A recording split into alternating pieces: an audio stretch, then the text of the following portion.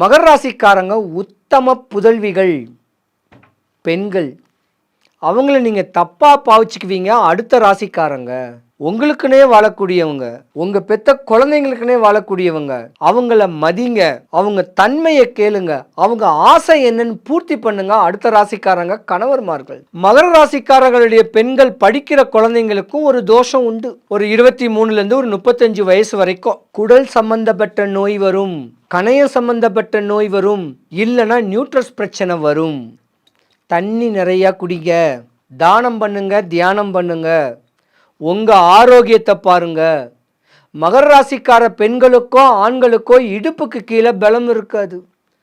ஏன்னா உங்கள் வாழ்க்கை சின்னாபின்னமாக ஆகணும்னு ஏதாவது சூனியம் கூட பண்ணியிருப்பாங்க.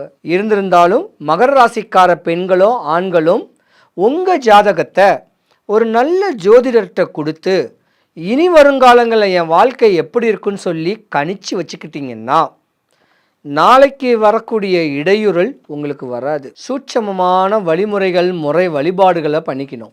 ஏமாறக்கூடிய ஜாதகம் மகர ராசிக்காரங்க.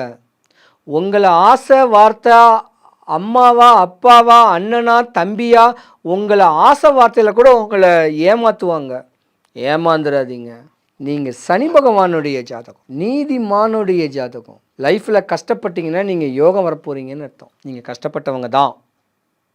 2025 இந்த மாதத்துக்கு மேலே உங்கள் வாழ்க்கை உச்ச நிலைமைக்கு தெளிவாக போகுது. சேர்ந்து வாழுங்க, கணவன் மனைவியோடு சேர்ந்து வாழக்கூடிய தருணம் வருது. பிரிஞ்சவங்க ஒன்று சேரக்கூடிய ஒரு மாதம் இதுதான். அடித்து சொல்கிறேன், மகர ராசி பெண்களை அடுத்த ராசிக்காரங்க அரவணைங்க, அன்பா பண்பா அரவணைங்க.